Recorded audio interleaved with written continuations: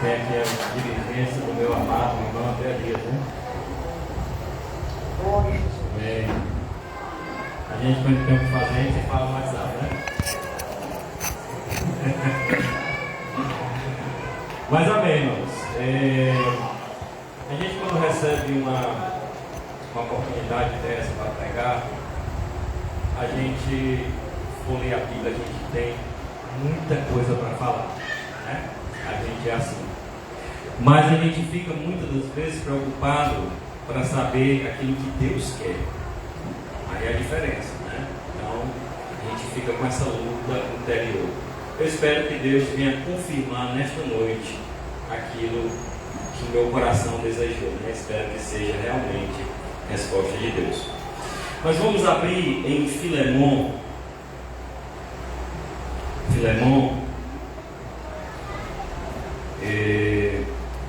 versículo 1, 2 e 3.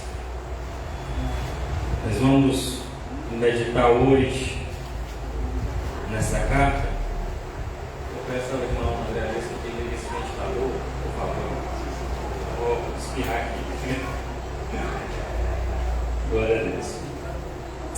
Filemon, versículo 1, 2 e 3.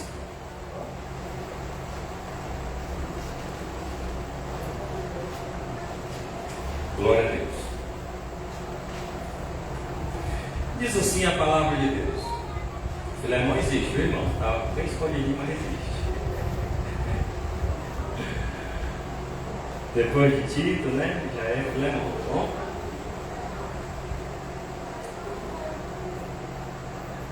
Glória a Deus. Vou esperar que todos os irmãos me contem, porque os irmãos vão continuar com o Filemon aberto, tá? Que a gente vai meditando. Vai ser uma pregação textual, então a gente precisa estar aberto em Filemon. Diz assim a palavra de Deus: Paulo, prisioneiro de Jesus Cristo, e o irmão Timóteo, ao amado Filemon, nosso cooperador, e a nossa amada Afia, e Arquipo, nosso companheiro de tropa, e a igreja que está na tua casa.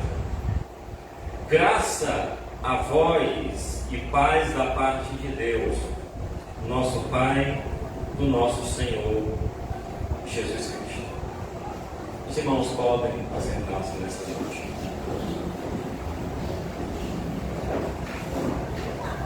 Nas cartas do apóstolo Paulo, todas elas, sempre que ele escrevia uma carta, era para resolver um problema.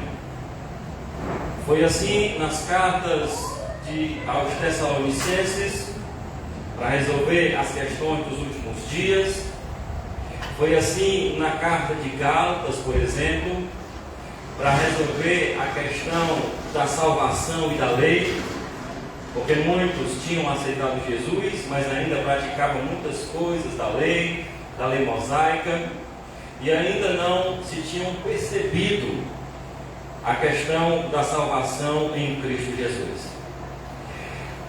E as cartas de Paulo, ela tem essas características. Então, toda vez que a gente lê as cartas de Paulo, a gente tem que entender primeiro qual é o problema. Por que ele escreveu? Qual é o objetivo daquela carta escrita? E Filemon, que muitos teólogos dizem que não é uma carta, mas é um bilhete, né? Bilhete interessado a Filemon. Nós encontramos aqui um irmão, uma pessoa muito querida pelo apóstolo Paulo, uma pessoa abastada financeiramente. Nós encontramos uma pessoa aqui que tinha secretários, escravos não de uma maneira pejorativa, negativa, mas naquela época um escravo era muito importante. Quem tinha escravo eram pessoas de alto escalão, pessoas da alta sociedade, pessoas que tinham muitos recursos mesmo financeiro. E isso não era de uma maneira negativa pela cultura da época. E Filemon tinha tudo isso. Mas é interessante que a Escritura também vai dizer que na casa de Filemon, na casa dele, existia a igreja. A igreja se reunia na casa de Filemon. Interessante também essa expressão, que era um homem crente, um homem de alto escalão e que tinha um escravo. Mas Paulo, ele encontra uma situação muito difícil para se resolver de uma certa forma, porque Onésimo era um dos seus escravos, e esse rapaz, esse camarada, ele sai da casa de Filemon fugido. Ele sai, acreditam-se que ele saiu roubando alguma coisa, e ele viaja muitos quilômetros até Roma, na qual em Roma Paulo, preso, se encontra com ele. E aí começa a grande jornada deste homem. Só que Paulo, o apóstolo, pede para Filemon receber Onésimo de volta. É interessante que no versículo 16 a Escritura vai dizer o seguinte, versículo de número 16 ainda de Filemon: não já como servo, antes mais do que servo, como irmão amado, particularmente de mim, e quanto mais de ti, assim na carne como nosso Senhor Jesus Cristo. Então o objetivo de Paulo inicial era esse, que Filemon recebesse o seu escravo, recebesse agora não como um escravo, mas como um servo de Jesus. Porque Paulo conseguiu converter. Paulo, através de suas pregações, através de seus discursos, conseguiu converter Onésimo. E agora ele pede, com certeza, Onésimo contou toda a história do que aconteceu, mas agora Filemon fala para Onésimo que receba, Onésimo como um servo, como um irmão querido de Jesus. Era algo muito chocante naquela época, até porque quem fazia isso, irmãos, pela lei daquela época, era necessário uma crucificação. Era um escravo, era uma propriedade de Filemon, e esse homem o trai tragicamente. Mas eu fico tão feliz quando eu vejo esse conflito de um homem de Deus com a realidade lá fora. Quantas vezes nós passamos por esses conflitos? Servo de Deus, velha criatura, nova criatura, velha criatura, situações que se a gente fosse velha criatura a gente resolveria de outra forma, e situações que como a gente é nova criatura a gente resolve de outra forma. Então nós enfrentamos muito esses conflitos, e Filemon estava exatamente enfrentando um conflito nessa ótica.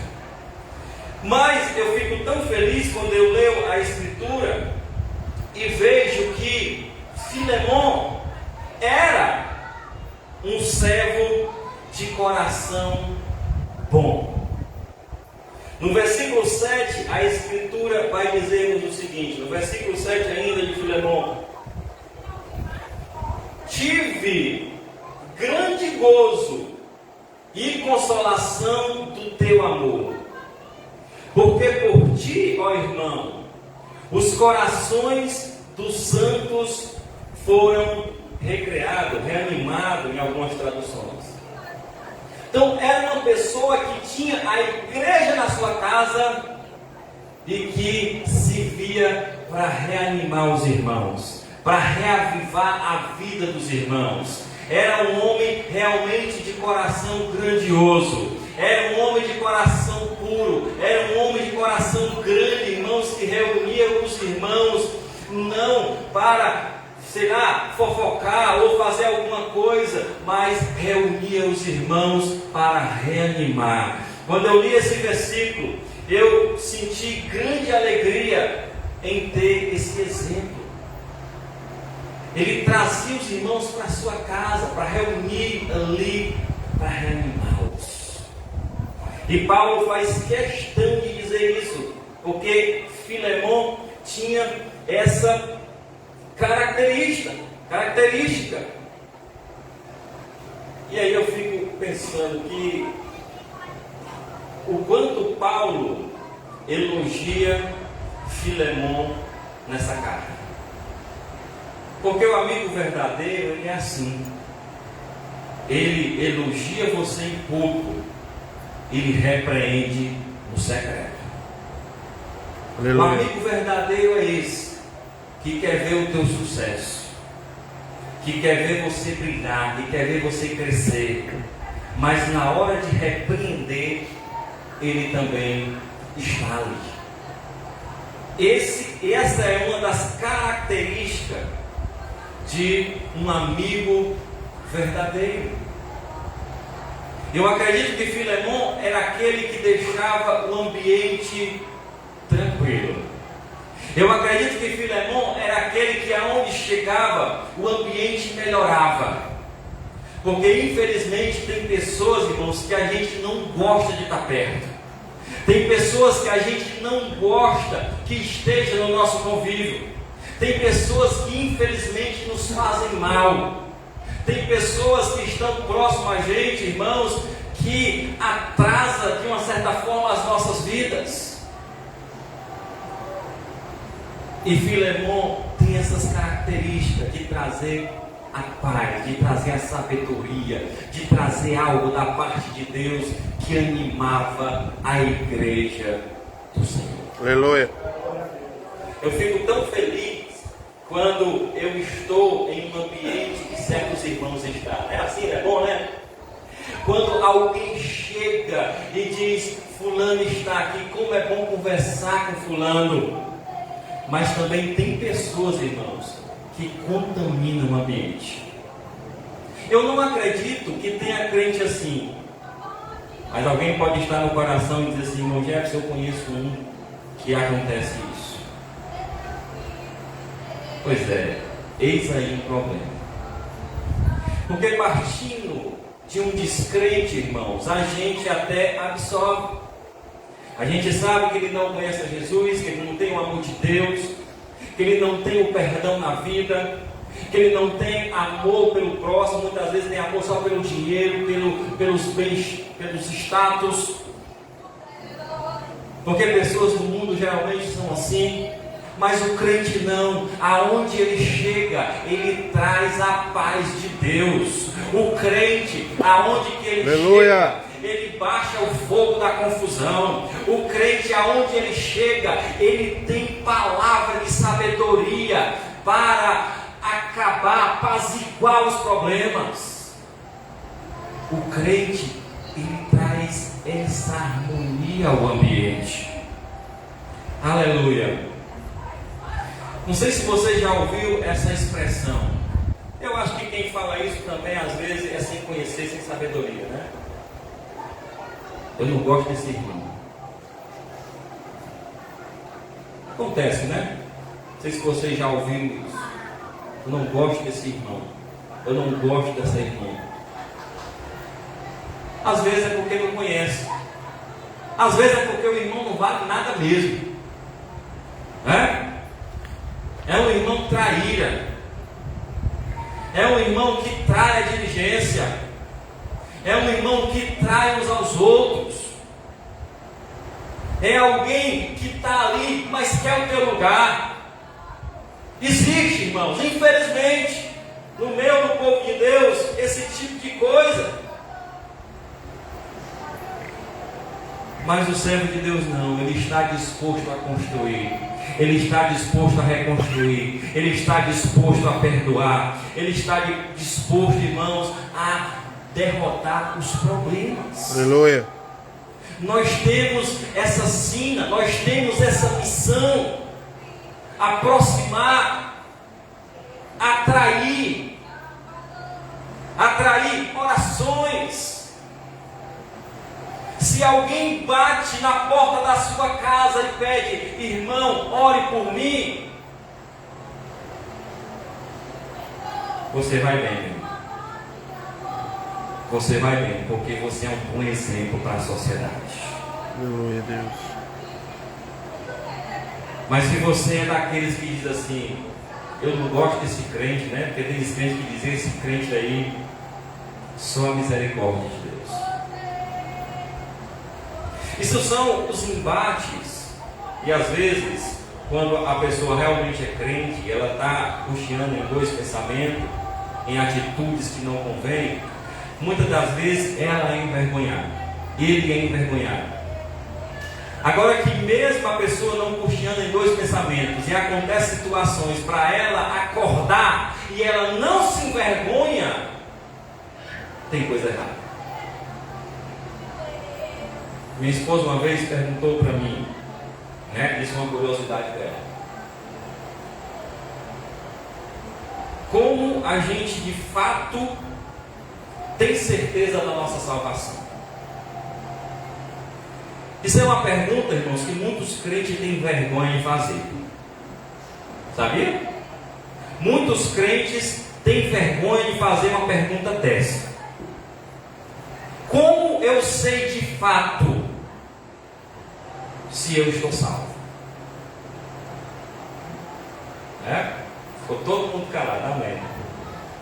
É porque é uma pergunta que conflita o teu coração. É uma pergunta que conflita o nosso coração.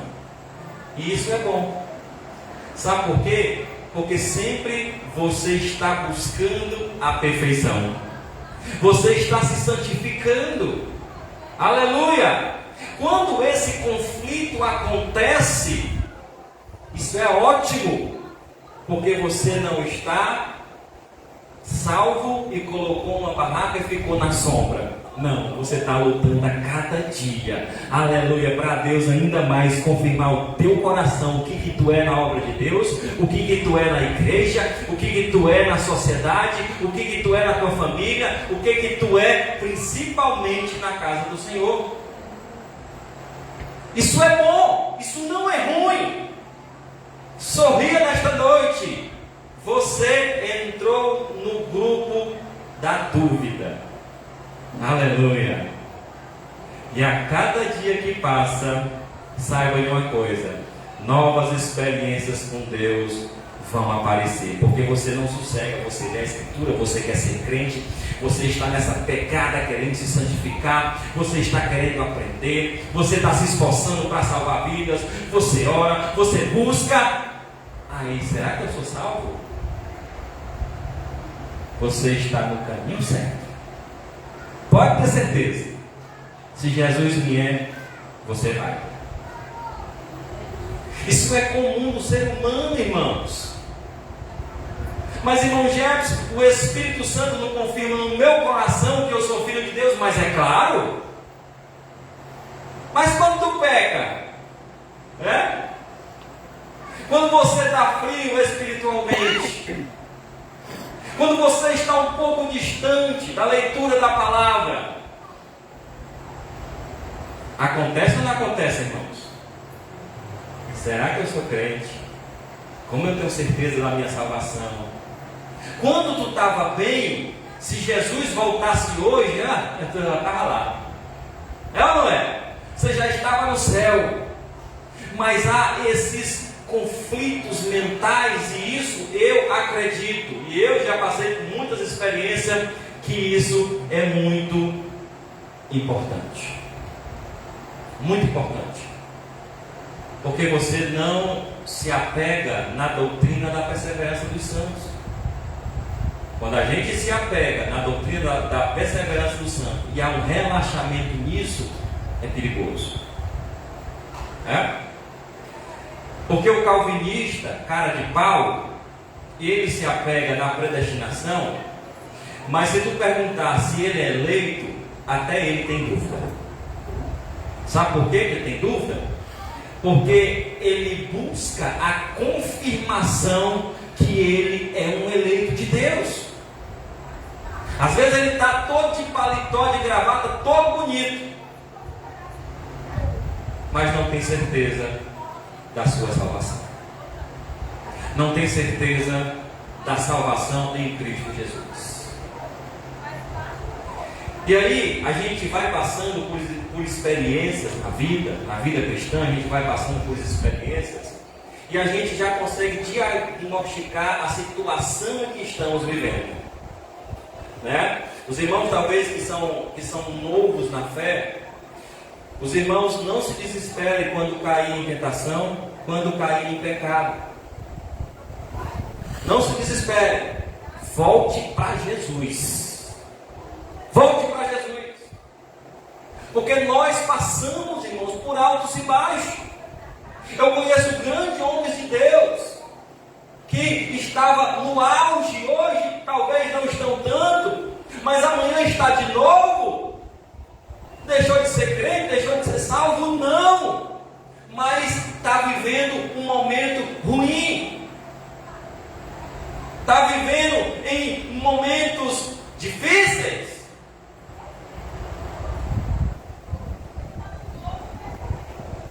E eu faço uma pergunta para os irmãos essa noite: se um drogado, um traficante aceitasse Jesus hoje, amanhã tu botava ele lá na tua casa, tu dava a paz do Senhor, abraçava ele, tu tinha total confiança nele? Tu tinha 100% de confiança nele? Pois Onésimo era recém-convertido. E Paulo fala para Filemão: recebe ele como irmão na tua casa. Ele agora é um servo de Deus. O apóstolo Paulo aprontou, matou, perseguiu o cristão, fez e aprontou. Sabe o que foi que aconteceu? Jesus chegou para ele, apareceu de uma hora para outra, ele se converteu, conheceu a Jesus e agora é um servo de Deus com a nova roupagem. O que foi que aconteceu? Os discípulos ainda estavam com medo dele. Ninguém acreditou que aquele carrasco de crente tinha se convertido, estava transformado e estava evangelizando. Ninguém acreditou que o apóstolo Paulo estava transformado. Foi por isso que Deus levantou Ananias para dizer: opa, Pedro, João, espera ainda, ele agora é crente. Crente? Isso é uma cilada. Ele agora sabe onde a gente está. Isso é uma cilada, Ananias. Não, o Senhor Deus apareceu a ele e colocou ele como cego. Esse homem foi lá para minha casa, se batizou, já é batizado no Espírito Santo, já fala em língua, é um crente. Aleluia! Foi aí que eles ficaram mais relaxados. Agora também tem uma outra coisa interessante nessa recepção de Filemão a Onésimo. Tem uma outra coisa interessante que precisamos meditar. No versículo 17 e 18, a Escritura vai dizer o seguinte: o apóstolo Paulo falando ainda para Filemão sobre Onésimo, a recepção de Onésimo. Ele fala: assim pois, se me tens por companheiro, recebe-o como a mim mesmo. Eita, irmão, olha só. E se te fez algum dano, ou te deve alguma coisa, põe na minha conta. Aleluia, glória a Deus. Recebe ele como se fosse eu. E outra coisa, se ele te roubou, sei lá, te deve alguma coisa, bota na minha conta, mas recebe o irmão na tua casa. Eu não acredito que Filemon tenha duvidado, até porque quem mandou todo esse recado foi o apóstolo Paulo. E crente, quando tu tem credibilidade, qualquer um acredita. Aleluia. Mas se tu vive com mentira, com enrolada, com diz que me diz, tu marca horário, vive furando, tu vive com desculpinha, tu não tem credibilidade. E o que tu falar, vão duvidar. Mas quem estava falando aqui era o apóstolo Paulo, um homem de caráter, um homem de Deus, um homem que realmente poderia dizer um sim ou não e todo mundo acreditava. Mas é um crente que vive mentindo, um crente que vive escondendo as coisas, um crente que diz que subiu quando é fé está lá embaixo, um crente que vive com fofoquinha em WhatsApp, em redes sociais, sei lá, não tem credibilidade. Ninguém acreditaria. Mas quem falou foi o apóstolo Paulo. E tem mais: se esse homem te deve alguma coisa, bota na minha conta. Aleluia! Bota na minha conta. Eu acredito, eu sou um que acredito em salvação instantânea. Até porque a Escritura dá margem para isso. É ou não é, irmãos? A Escritura dá margem sim para conversões instantâneas. Foi o apóstolo Paulo, foi Zaqueu, né? E Jesus disse que hoje entrou salvação nessa casa, foi no mesmo dia. Pelos frutos, pelas atitudes, pela vontade de querer ser diferente, pela vontade de servir a Deus. Eu tenho um amigo que eu trabalhei 8 meses com ele, e ele era o tipo de uma pessoa assim. Tinha dia que ele estava maravilha contigo, mas tinha dia que ele nem olhava para a tua cara. E eu ia passando, hoje ninguém trabalha mais na mesma equipe, e eu ia passando, eu digo, eu não vou falar com ele para saber do jeito que ele está hoje, né? Então assim, se ele estiver bem, ele vai vir falar comigo. Se ele estiver naquele dia dele ruim, né, o pessoal que diz assim, ele é bipolar, enfim. Se ele estiver bem, ele vai vir falar comigo. Se ele estiver naquele dia ruim, talvez eu arrume um jeito para falar com ele de alguma maneira, até porque a gente sabe como falar. E eu vi ele, aí eu baixei minha cabeça, fui passando assim. Aí ele é o Jefferson. Eu digo, rapaz, hoje ele está bem, hoje ele está uma maravilha. Ele, olha, maravilha não, eu agora sou diferente, eu sou lavado e remido no sangue de Jesus. Aleluia. E eu não sabia. Aleluia. Eu baixei minha cabeça porque eu já estava com aquele conflito, com aquela dúvida se ele iria falar comigo ou não. Era uma pessoa muito boçal, respeita a minha história, eu sou isso, eu sou aquilo. Aí ele, eu sou lavado e remido no sangue de Jesus, eu sou outra pessoa. Eu acredito, irmãos, em salvação instantânea, mas também acredito na dúvida. E como eu falei, a dúvida faz bem, porque ela não deixa você acomodado. É muito importante a dúvida. Então, meu filho, tenha dúvida, faz bem à saúde. Agora, nunca deixe os caminhos do Senhor. A dúvida faz bem, mas cuidado para ela não ser exagerada, porque o Senhor vai a cada dia confirmando aquilo que Ele é na tua vida. A cada dia Ele vai confirmando aquilo que Ele fez em nossas vidas. É ou não é? Aqui, os irmãos que estão aqui, Jesus não mudou ou não mudou alguma coisa na tua vida? Alguma coisa na tua vida já mudou. Então, você é glória, você é crente. Alguma coisa você deixou e hoje olha para o mundo e tem nojo. Talvez você até caia em alguns pecados, mas você sabe que aquilo não é de Deus. Você tem a consciência. E com certeza irá encontrar a misericórdia de Deus. Mas o pedido vem do apóstolo Paulo.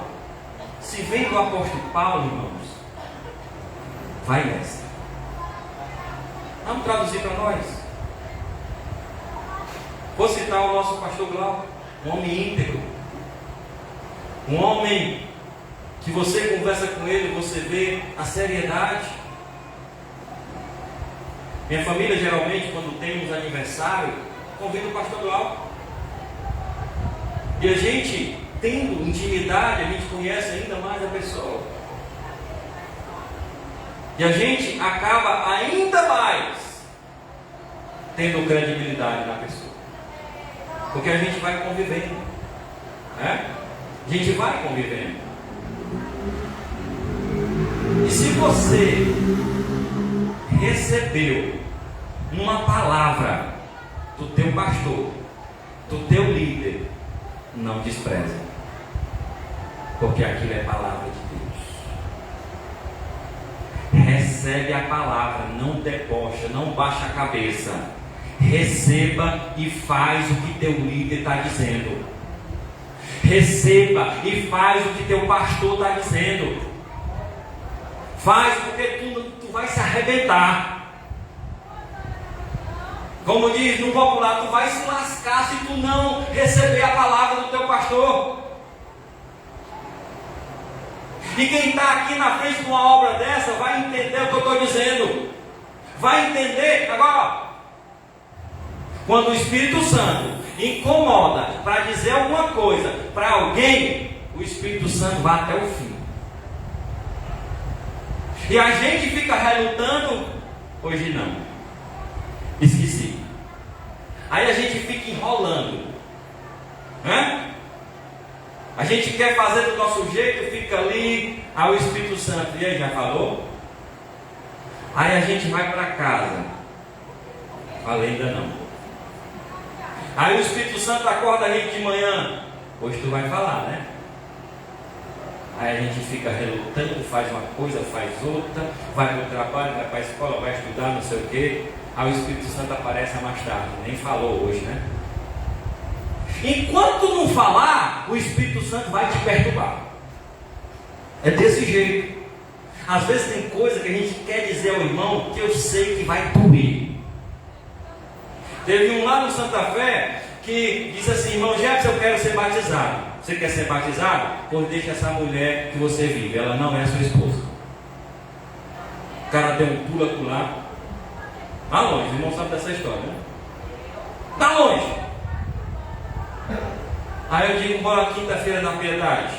Aí foi falar com o pastor Glauco, levou outra lenhada. O pastor Glauco disse: o que o irmão Neto está dizendo está na escritura.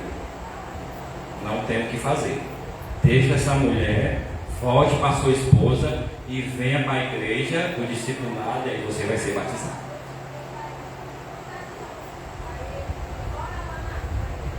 Então é assim que acontece. Nós escutamos a voz de Deus, irmãos, e muita gente despreza, quebra a cara. Quantas vezes o pastor disse que não era para você fazer? Quantas vezes Deus está falando com você que não era para ter feito aquilo e você teimou? E você desobedeceu? E você não deu crédito à palavra de Deus? Você não deu crédito àquilo que Deus estava dizendo? Desprezou a palavra do Senhor, mas ele é mais novo do que eu. Esse líder aí tem palavra para mim, é mais novo do que eu, menino desse. Cuidado, cuidado, senão depois você vai sofrer as consequências. Se bem que a gente não é assim, né? Diz assim, bem feito, aí, eu quis. A gente não é assim. Mas deveria ser uma vezinha, né? Só para a pessoa se lembrar. É, irmãos, é a lógica. Deus está falando com esses homens aí. Deus está falando com o seu líder espiritual. Deus está usando uma irmã para lhe dizer uma coisa e você está fazendo de conta que ele está ouvindo. Deus está usando um irmão para lhe repreender e você fica com raiva do irmão. Deus está usando tu vira as costas, lá vem aquela irmã de novo falar de mim. O que foi que eu falei no começo dessa mensagem? O amigo verdadeiro é aquele que te elogia em público e te repreende no particular. Esse é o amigo verdadeiro. E aqui nessa carta de Filemon, a Filemon, eu vejo muito disso. Eu vejo uma amizade verdadeira entre o apóstolo Paulo e Filemon. Eu vejo que o nosso amado irmão Timóteo também estava lá, que no versículo 1 ele vai falar. Eu vejo que estava a filha, a esposa de Filemon, todo reunido na casa dele, versículo 2. Nós vemos aqui uma pessoa que foi perfurada pelo engano, foi enganado pelo seu servo. A gente vê claramente aqui nos textos bíblicos, um homem que foi enganado, mas que vai perdoar. Vai perdoar porque é crente. Porque é um servo de Deus. E o servo de Deus, meu filho, é diferenciado. Pode ter certeza, é diferenciado. É diferenciado.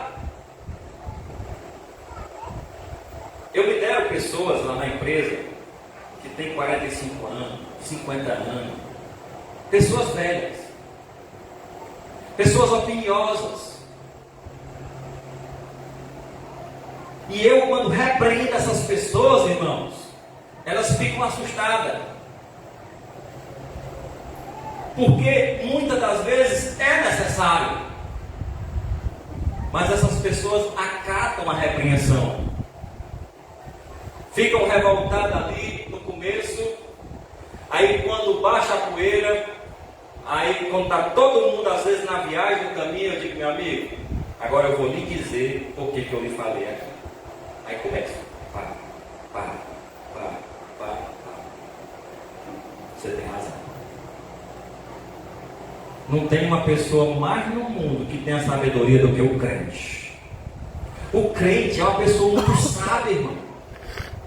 Não tem uma pessoa nesse mundo que seja mais sábio do que o crente. Aleluia! É! Nós não temos 100% da sabedoria de Salomão, mas nós temos o mesmo Deus de Salomão. Aleluia! Nós não temos toda essa sabedoria não, mas às vezes quebramos a cara, é verdade. Mas o crente, ele é sábio. Quando ele disser uma coisa para você, receba. Analise. Pense, opa. Depois, cai na real, né?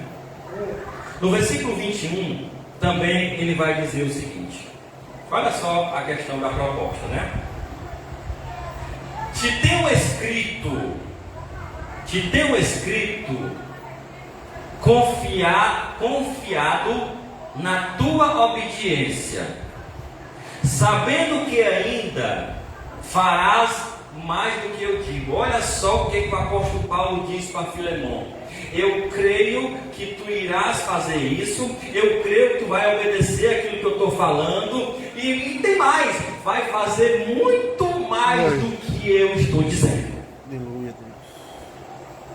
É ou não é? Quando você fala com alguém e diz assim, rapaz, eu estou mandando aqui uma proposta, vou escolher um irmão aqui, né? Irmão Ezequias, que eu conheço bem. Irmão Ezequias, eu estou aqui lançando uma proposta para ele, e uma cobrança assim que talvez alguém diga que ele não vai conseguir. Mas eu, por ter intimidade com ele, eu sei que ele vai conseguir. E eu ainda digo, olha, ele vai conseguir fazer, ainda vai fazer ainda mais. Porque eu acredito na capacidade dele. Aleluia. E tem uma coisa, a gente como líder, a gente escolhe o chicote, né? O irmão Tassiano aqui, eu vou escolher um chicote para isso, o irmão Tassiano. Aí eu vou aqui na galeria do chicote e digo assim, irmão Tassiano, não aguenta esse chicote aqui não, então eu vou pegar esse outro. Nós entendemos cada um. Nós sabemos como bater. É uma dor que faz bem. É uma dor que traz um refrigério. É uma dor que vai tirar um peso tanto da nossa consciência como na dele. Vai doer, ele vai ficar de castigo, mas ele vai aprender. E o apóstolo Paulo, a gente vê que teve uma confiança tão grande nele. E diz: meu filho, eu sei que você vai fazer o que eu estou dizendo. E tem mais, vai fazer mais do que o que eu estou dizendo. Aleluia. Aleluia. E aí, irmãos, a gente chega aqui no desenrolar dessa mensagem muito feliz. Porque primeiramente nós somos crentes. E nenhuma condenação há para os que estão em Cristo Jesus. Não existe nenhuma condenação. E a Escritura vai dizer: se Jesus te perdoou, verdadeiramente você é livre. E a Escritura ainda vai dizer que Deus, quando nos perdoa, lança os nossos pecados no mar do esquecimento. Ele não se lembra das nossas falhas passadas. Chegamos numa mensagem dessa aqui, quase que no finalzinho já, na certeza de uma coisa: eu não estou sozinho. Tem pessoas que me amam, tem pessoas que cuidam de mim, tem pessoas que cuidam de você. Se tem alguém aqui que não é crente, tem pessoas que oram por você, tem pessoas orando pela tua vida. E quando tu se converter, os irmãos vão te receber. Quando você se converter, os irmãos vão te abraçar. Quando você se converter, os irmãos vão lutar pela tua vida. Se tu quiser mudar de vida realmente, fica na igreja, que os irmãos vão lutar por ti. Aleluia. Vai chegar uma hora que tu vai dizer: obrigado, irmão. Obrigado pelo seu conselho. Obrigado, irmão, por aquele abraço. Obrigado pelaquela tua visita. Obrigado pelaquela cesta básica. Obrigado, irmão, você orou pelo meu filho. Obrigado, irmão, você se preocupou comigo. Obrigado por aquele abraço maravilhoso que eu estava tão angustiado, mas você chegou junto. Obrigado, irmãos, pela paz do Senhor. Obrigado pelo discurso, pelo diálogo que nós estamos conversando. Isso faz muito bem para mim. Obrigado por lutar por mim. Isso é a igreja do Senhor. Glória a Deus. Poderia muito bem Filemão dizer assim: eu lá quero esse enrolão, ele saiu daqui e roubou tudo. Paulo não tem condição, minha família não tem confiança nesse homem. Esse homem, ele inventou de aceitar Jesus para estar aqui se aproveitando. Esse homem, eu não acredito nele. Mas não foi isso que Paulo e Filemão fez. Não foi isso. Nós não vemos isso. Nós vemos aqui, né, como diz no popular, uma resenha maravilhosa. Paulo diz: olha, infelizmente Paulo não foi, porque depois dali ele foi decapitado. Paulo disse: olha, e tem mais, separa um quarto aí para mim, porque quando eu for, depois lição de casa, depois o irmão lê e medita de novo. Quando eu for para lá, separa um quarto para mim, lá que eu vou estar com vocês. Uma amizade maravilhosa, assim, um diálogo, né, de crente, aleluia. Porque diálogo de crente só sai bênção, sai brincadeira, às vezes sai chacota, mas ninguém fica com raiva, né? É uma coisa saudável. Vida de crente, comunhão com crente, família de crente, união de crente, só sai coisa boa. Aleluia. Só sai coisa boa. Não sai coisa ruim da nossa fonte. Só sai coisa boa. Né, irmãos? Sai coisa ruim também, irmãos? Às vezes sai, né, irmão? Amém. Mas a gente se ajeita, né? A gente consegue se ajeitar, né? E aí a gente vê aqui o cenário em 4 etapas, para a gente concluir e encerrar tudo aqui com chave de ouro, né? Filemão foi enganado, a gente viu aqui nos textos. Filemão foi enganado, foi ferido, foi o que? Foi humilde também, né? É ou não é uma característica de Filemão? Foi humilde, foi humilhado, foi colocado entre a parede para receber alguém que talvez ele não estava muito magoado, não sei, o sentimento do irmão. Mas de uma coisa eu sei, ele foi provado. Foi provado a sua fé ali em receber o irmão novo convertido, Onésimo. E Onésimo foi o quê? Segundo, Onésimo foi o quê? Onésimo foi um enrolão, um perdido, foi um enganador, foi alguém que mentiu, mas foi uma pessoa que foi transformada por Jesus. Aleluia, Deus. E Paulo foi quem? Foi o mediador da paz. O apóstolo Paulo foi o intermediador. Aleluia, esse homem aceitou Jesus. Esse homem tem que congregar onde? Ele tem que congregar lá em Colosso. Ele vai lá para Colosso. Para a casa de quem? De Filemão, aquele que ele enganou, enrolou. Foi embora, roubou. Vai congregar exatamente. O crente é tudo na contramão. Aleluia, o crente é uma peça. Foi exatamente, Paulo foi o intermediador de toda essa confusão. Mas quem foi o autor do perdão? Jesus. Glória a Deus. Ele foi o autor e consumador da fé. Foi ele que arquitetou tudo. Foi ele que fez tudo que acontecesse de uma forma em que a restauração acontecesse, o perdão acontecesse. Usou o servo de Deus Paulo para intermediar. Ou seja, Jesus, ele fez o cenário, mas Jesus faz o cenário, mas ele usa pessoas, ele usa você, usa eu, usa seu irmão, usa sua esposa. Jesus faz o cenário da bênção, mas usa quem, irmão? Nós. Ele não usa anjos, ele usa nós. Aleluia, é você, meu irmão, que ele vai usar. Aleluia. É você que ele vai usar para trazer uma palavra para o seu pai. É você que ele vai usar para trazer uma palavra para sua irmã, para o seu irmão, para sua mãe. É você que ele vai usar. Você tem uma palavra para sua família. Você tem uma palavra para um irmão que está ali angustiado. Você tem uma palavra de fé, porque Jesus habita no teu coração. Aleluia. Aleluia. Quem nós somos, né? Poderíamos fazer uma pergunta nessa história. Nós somos aquele que era o enrolão? Nós somos um crente carismático, perdoador? Nós somos um intermediador? Alguma coisa nós somos, irmãos. Alguma coisa nós éramos, porque éramos e hoje somos outra pessoa. E depois de se tornar outra pessoa, talvez somos, não sei a característica de cada um, mas alguma coisa de Deus nós temos. Alguma coisa de Deus para oferecer, nós temos. Mas é claro, alguma coisa de Deus. Eu vejo irmãs falando assim, de uma maneira tão mansa, tão suave, né?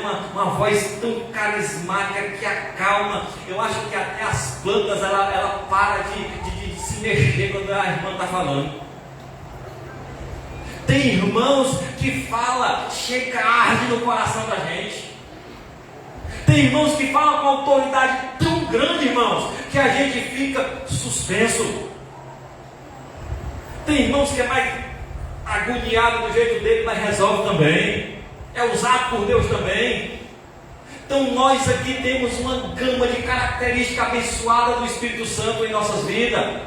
Nós temos aqui personalidades diferentes, e o Espírito Santo vai usar todas as nossas personalidades para a obra de Deus. Nós somos uma bênção, irmãos. Diga, eu sou uma bênção, eu sou uma bênção, nós somos uma bênção. Aleluia! Não queira se rebaixar, dizer que você é um coitadinho, que você não sabe de nada. Meu irmão, você é uma bênção. Aleluia! Aleluia! E eu quero você perto de mim, porque você é uma bênção para mim. Aleluia! Você pode olhar pela minha vida e Deus abrir as portas, porque a tua oração ela não é a mais importante, mas ela é importante. Glória a Deus. Aleluia. E o que foi que aconteceu nessa história?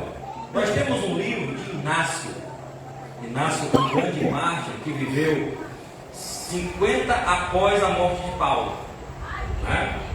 Tem até um livro aí escrito de Inácio, depois se não quiserem pesquisar. E nos escritos de Inácio era um crente, era um missionário.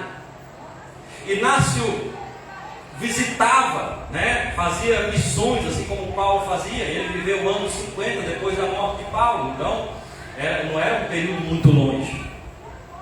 Conta a história que Inácio estava em uma dessas suas viagens missionárias e foi visitar a igreja de Éfeso. Quando ele chegou na cidade de Éfeso, procurou a igreja do Senhor, porque o crente é assim, às vezes ele está, né, em um lugar, ele vai procurar uma igreja que realmente adore ao Senhor. E aqui eu me lembrei de uma coisa agora, vou me lembrando das coisas. Meu colega foi para São Paulo, a gente foi lá para São Caetano, a empresa, uns treinamentos lá. E quando a gente chegou lá, meu colega disse assim: toda noite eu vou visitar uma igreja, eu vou aproveitar que eu estou aqui, e aqui tem as igrejas do Brasil todo. Aí ele foi numa assembleia, foi no Homem do Chapéu, foi na outra, né? Enfim, ele disse que foi para todo tipo de igreja. A única que eu fui foi o Templo de Salomão, mas não prestou para nada. Aí, tal, conversa vai, conversa vem. Aí pegou e disse assim. Aí eu disse assim para ele: e aí, qual foi a melhor igreja? R.R. Soares não presta, Valdomiro pior. Aí foi um pastor lá da Assembleia, disse que era bem velhinho antigo, está tudo desmantelado. Ele gera, sinceramente, nenhuma prestou. Pelo menos eu vou, assim, com o meu coração atribulado, mas nenhuma prestou. E o irmão Inácio aqui, ele andava visitando as congregações das igrejas. E diz aí, irmãos, quando ele chegou na igreja de Éfeso, lá nos escritos dele, sabe quem era o pastor da igreja de Éfeso? Onésimo, o pastor da igreja de Éfeso. Ninguém acreditava, ninguém dava crédito, o homem estava dirigindo a obra do Senhor em Éfeso. É assim que Deus faz. Aquele que o mundo diz que não tem jeito, Jesus diz que tem. Aleluia. Aquele que o mundo diz que não presta para nada, Jesus vai lá e conserta.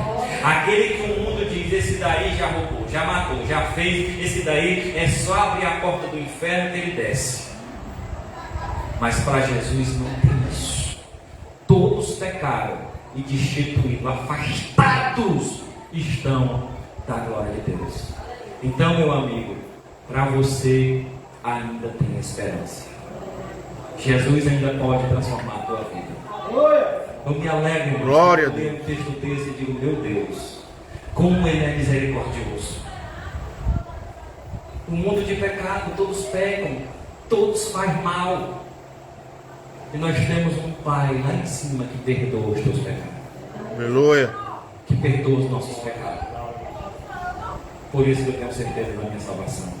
Porque Ele não é homem para que minta, nem filho do homem para que se arrependa. Vamos ficar de pé. Glória a Deus.